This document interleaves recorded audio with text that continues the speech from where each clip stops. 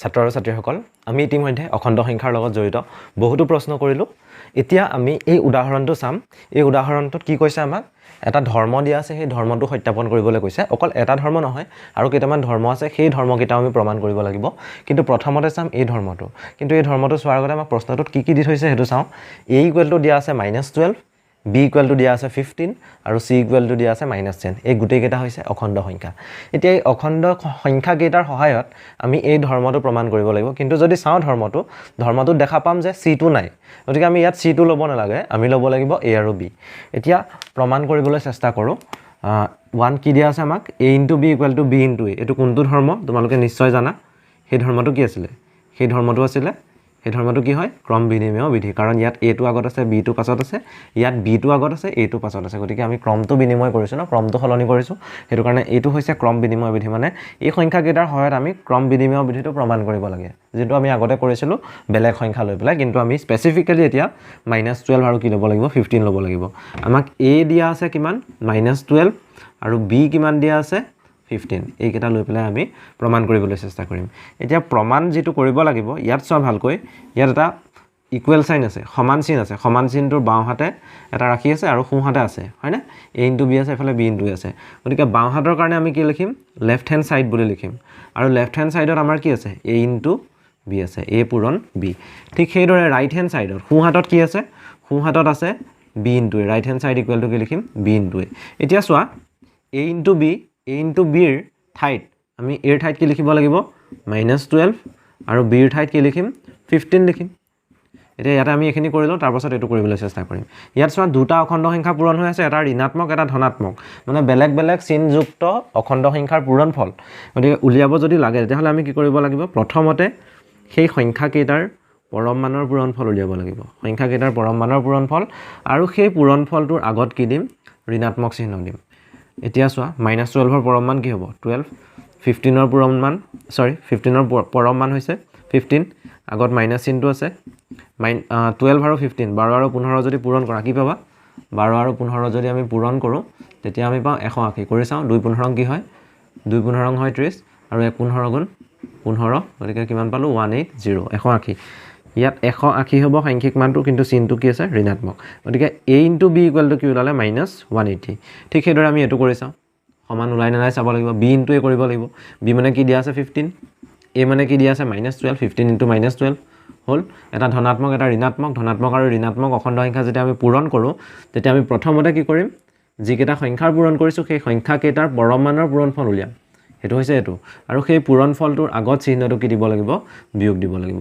15 ৰ পৰম মান 15 -12 ৰ পৰম মান 12 চিহ্নটো দিয়া আছে মাইনাস হ'বগে কিমান 15 * 12 15 * 12 একেই কথা কি পাবাগে তোমালোকে গৈ পেলাই আলটিমেটলি 180 পাবাগে গতিকে আমি 180 লিখিম মানে মাইনাস চিহ্ন দিম এতিয়া যদি চোৱা লেফট হ্যান্ড সাইডত আছে a * b যেটো আমি -180 পাইছো ৰাইট হ্যান্ড সাইডত আছে b * a হেতু আমি -180 পাইছো গতিকে আমি ক'ব পাৰো যে left hand side is equal to right hand side left hand side right hand সাইডৰ লগত সমান যদি left hand side right hand সাইডৰ লগত সমানেই হয় তেতিয়াহলে a * b = কি হ'ব b * a আমি লিখিম a * b = b * a আমি প্ৰমাণ কৰি দেখুৱালো ন গতিকে আমি তলত কি লিখিম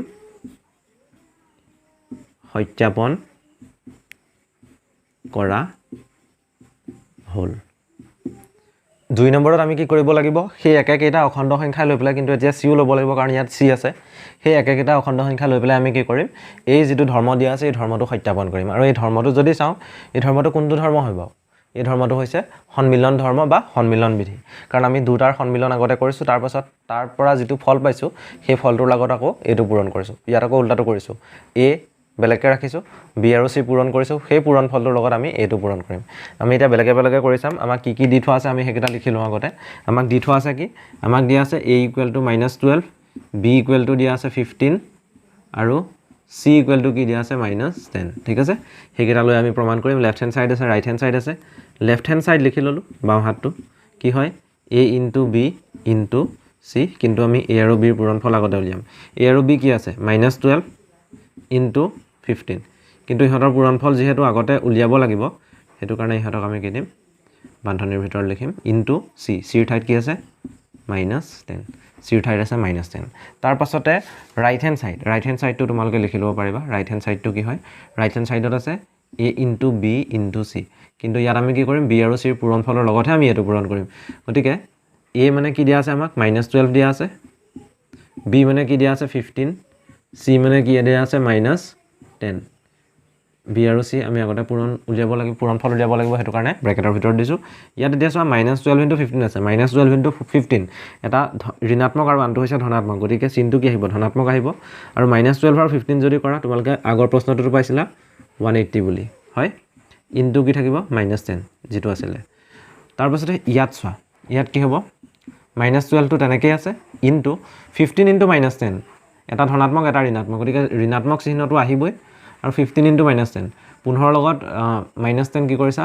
পূৰণ কৰিছা তেতিয়া কি হ'ব -150 ঠিক আছে এতিয়া ইয়াত দুইটা ঋণাত্মক ইয়াতো দুইটা ঋণাত্মক মানে উত্তৰটো আমাৰ ধনাত্মক ওলাব হেতুটো আমাৰ খাটাং হৈ গ'ল গতিকে এটোটো ধনাত্মক হ'ব প্লাস চিন দিয়া বা নিদিয়া একো নাই 180 * 10 আছে 180 * 10 180 * 10 কৰিলে কি পাম 180 * 10 কৰিলে পাম 1800 ইয়াত আকৌ চোৱা -12 আছে -150 আছে গতিকে ধনাত্মকটো হ'বই গতিকে ইয়াত প্লাস চিন বা মাইনাস চিন দিয়াৰ যুক্তি নাই প্লাস চিন দিলেও দিবা নিদিলেও নাই 12 আছে আৰু 150 আছে 12 আৰু 150 পূৰণ কৰিছা 150 আৰু 12 2 150 ৰ দুগুণ কৰিলে কিমান পাওঁ আমি 300 পাওঁ আকৌ একেৰে 150 ক পূৰণ কৰিব লাগিব 150 0 0 8 1 গতিকে কি পালো 1800 এতিয়া লেফট হ্যান্ড সাইডটো একে ওলালে ৰাইট হ্যান্ড সাইডটো একে ওলালে সেই কাৰণে আমি ক'ব পাৰো left hand side is equal two right hand side আৰু left hand side equal to right hand side হোৱা মানে কি a into b into c equal to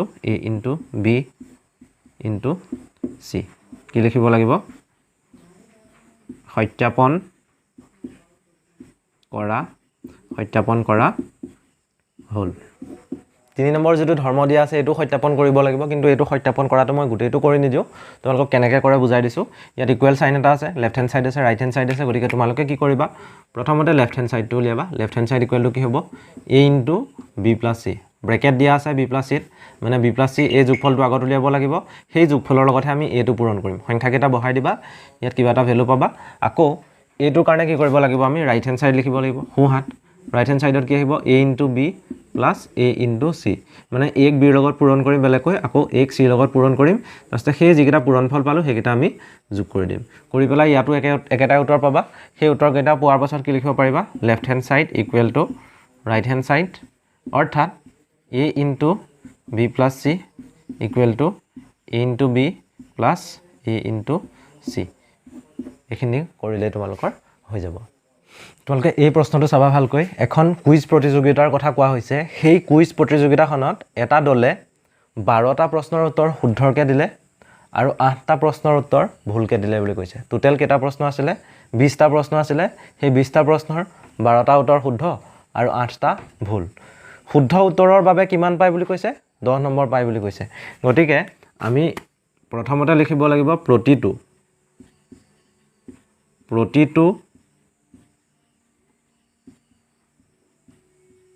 শুদ্ধ উত্তৰৰ বাবে পোৱা নম্বৰ প্ৰতিটো শুদ্ধ উত্তৰৰ বাবে পোৱা নম্বৰ হেতু কিমান কৈ পাইছে হেতু পাইছে 10 কৈ হয়নে তাৰ পাছত শুদ্ধ উত্তৰ কেইটা দিলে শুদ্ধ উত্তৰ দিয়া প্ৰশ্নৰ সংখ্যা শুদ্ধ উত্তৰ দিয়া প্ৰশ্নৰ সংখ্যা শুদ্ধ উত্তৰৰ দিয়া প্ৰশ্নৰ সংখ্যা কেইটা দিছিলে শুদ্ধ উত্তৰ কেইটা দিছিলে 12টা দিছিলে গতিকে লিখিব লাগিব 12টা এতিয়া তোমালোকে নিজে ভালকৈ চোৱা শুদ্ধ উত্তৰৰ বাবে পোৱা নম্বৰ 10 এটা প্ৰশ্নৰ কাৰণে 10 পায় যদি শুদ্ধ কৈ দিয়ে 12টা প্ৰশ্ন কৰিছে গতিকে 12টা প্ৰশ্নৰ কাৰণে কিমান হ'ব 12 পূৰণ 10 কৰিব লাগিব হয়নে এতেকে শুদ্ধ উত্তৰৰ বাবে পোৱা মুঠ নম্বৰ শুদ্ধ উত্তৰৰ বাবে লাভ কৰা লিখিব পাৰা লাভ কৰা মুঠ নম্বৰ কিমান হয় 12 পূৰণ 10 কিমান হ'বগে 120 হ'ব হয় কিন্তু অকল শুদ্ধইটো কৰা নাই দলটোৱে ভুলও কৰিছে কেইটা ভুল কৰিছে 8টা ভুল কৰিছে, 8টা প্ৰশ্ন ভুল কৰিছে। গতিকে ভুলৰ কাৰণে কিমান মাৰ্কছ কাটে এটাত? -5 বা -5 পায়। 5 মাৰ্কছ কাটে বা -5 পায়। এতিয়া -5 নম্বৰ দিয়া হয় বুলি কৈছে। শুদ্ধ উত্তৰৰ বাবে পোৱা নম্বৰ দিয়া আছিলে 10। প্ৰতিটো ভুল উত্তৰৰ বাবে লিখা, প্ৰতিটো ভুল উত্তৰৰ বাবে তোমালোকে লিখি যাবা একেলগে, ভুল উত্তৰৰ বাবে পোৱা নম্বৰ, প্ৰতিটো ভুল উত্তৰৰ বাবে পোৱা নম্বৰ কিমান? -5। মানে এটা ভুল উত্তৰ যদি দিয়ে কিমানকৈ পায়? -5 কৈ পায়। ভুল উত্তৰ দিয়া প্ৰশ্নৰ সংখ্যা কিমান? ভুল উত্তৰ কেইটাৰ দিছিলে? ভুল উত্তৰ দিয়া প্ৰশ্নৰ সংখ্যা কেইটা আছে? ভুল উত্তৰ কেইটা প্ৰশ্নৰ দিছিলে? 8টা প্ৰশ্নৰ, হয়নে? এটা প্ৰশ্নত কিমানকৈ পাইছে? ভুলত -5কৈ পাইছে। 8টা প্ৰশ্নত কিমানকৈ পাব? এই 8ৰ লগত কি কৰিব লাগিব? এইটো পূৰণ কৰিব লাগিব। এতেকে লিখিম, ভুল উত্তৰৰ বাবে লাভ কৰা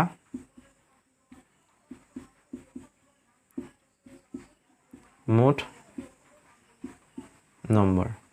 ভুল উত্তৰৰ বাবে লাভ কৰা মুঠ নম্বৰ। যিহেতু 8টা কৰিছে, 8 × -5 হ'ব। আমি কিমান পামগৈ? -40। মানে শুদ্ধ উত্তৰৰ বাবে দলটোৱে কিমান পালে? 120 পাইছে। আকৌ ভুল উত্তৰৰ বাবে কিমান পাইছে? -40 পাইছে। আমি কি কৰিব লাগিব? দলটোৱে মুঠতে কিমান নম্বৰ লাভ কৰিলে সেইটো উলিয়াব লাগিব। এতেকে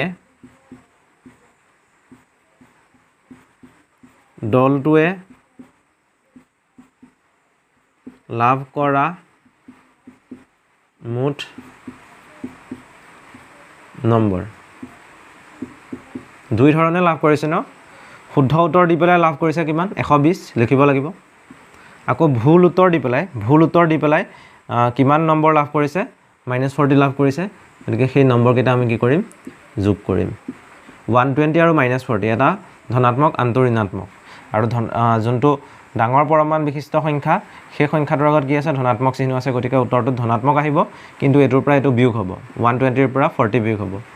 120 - 40 আমি কি পামগৈ? আমি পামগৈ 80। মানে দলটোৱে লাভ কৰা মুঠ নম্বৰ কিমান? মুঠ নম্বৰ হৈছে 80। 80 নম্বৰ লাভ কৰিলে। এই প্ৰশ্নটোত কি দিয়া আছে চাবা। এজন বেপাৰীৰ কথা কোৱা হৈছে। সেই বেপাৰীজনে কি কৰিলে? বজাৰলৈ গ'ল আৰু 4টা গাই গৰু লগতে 2টা বলধ গৰু বিক্ৰী কৰিলে বুলি কৈছে। 4টা গাই গৰু বিক্ৰী কৰিছে আৰু 2টা বলধ গৰু বিক্ৰী কৰিছে। এতিয়া বিক্ৰী কৰিবলৈ যেতিয়া যাব, হয়তো মানুহজনৰ লোকচান হ'ব, নহ'লে লাভ হ'ব। এতিয়া ইয়াত কৈছে কি? কোনটোত লাভ হৈছে বা কোনটোত লোকচান হৈছে কৈছে আমাক? প্ৰতিটো গাই গৰুত তেওঁ 500 টকাকৈ লাভ কৰিলে। মানে গাই গৰু যেতিয়া বেচিলে, সেই গাই গৰুকেইটাত কি হ'ল? 500 টকাকৈ, প্ৰত্যেকটোতে 500 টকাকৈ লাভ হ'ল। তাৰপাছতে বলধ গৰুত বেচিলে, প্ৰত্যেকটোতে আকৌ 300 টকাকৈ লোকচান হ'ল। বলধ গৰু কেইটা আছিলে? 2টা আৰু গাই গৰু কেইটা আছিলে? 4টা। আমি এতিয়া কেনেকৈ কৰিম সমাধানটো?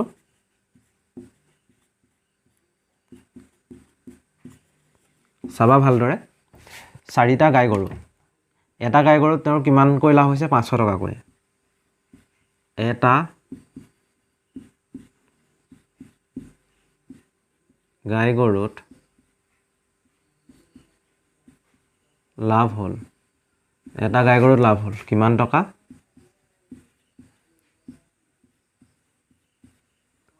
500 টকা, হয়নে? এতেকে 4টা গাই গৰুত লাভ হ'ব। 4টা গাই গৰুত কিমান লাভ হ'ব? 4 পূৰণ 500 টকা। কিমান হ'ল? 2000 টকা। মানে গৰুকেইটা বেছি তেখেতৰ মুঠ লাভ হ'ল কিমান? 2000 টকা। এতিয়া আকৌ আমি লোকচানটোও চাব লাগিব। লোকচান কিমান হ'ল? বলধ গৰু বিক্ৰুতে কিমান লোকচান হ'ল? এটা 300 টকাকৈ লোকচান হৈছে। গতিকে আমি লিখিব লাগিব, এটা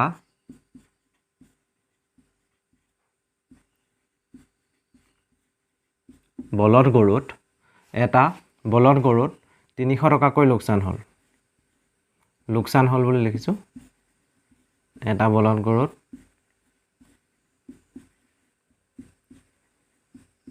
কিমান টকা? 300 টকা, হয়নে? 300 টকা। এতেকে দুটা বলদ গৰুত লোকচান হ'ব কেই টকা 2 পূৰণ 300 টকা আৰু এটো কৰিলে কি পামগে আমি এটো কৰিলে পাম 600 টকা এতিয়া আকৌ ভালদৰে এবাৰ চাই লোৱা গাই গৰুত মুঠ লাভ হলগে কিমান 2000 টকা আৰু বলদ গৰুত মুঠ লোকচান কিমান হল 600 টকা গতিকে আমি দেখা পাইছো যে লাভটো লোকচানতকৈ বেছি অৰ্থাৎ আমি ক'ব পাৰো 2000 টকাটো কাটকৈ বেছি 600 টকাতকৈ বেছি মানে সৰ্বমুঠ তেখেতৰ লাভেই হল খালি কিমান হল হেতু উলিয়াব লাগিব মুঠ লাভ টোটাল আছিল কিমান 2000 গৰুৰ পৰা হয়নে গৰুৰ পৰা পাইছিলে কিমান 2000 টকা লাভ পাইছিলে কিন্তু বলদ গৰুৰ পৰা কি হল গাই গৰুৰ পৰা 2000 টকা লাভ পাইছিলে বলদ গৰুৰ পৰা কি হল 600 টকা লোকচান হলটো কি কৰিব লাগিব আমি বিয়োগ কৰিব লাগিব লোকচান হোৱাটো যেতিয়া বিয়োগ কৰিম তেতিয়া আমি কিমান পাম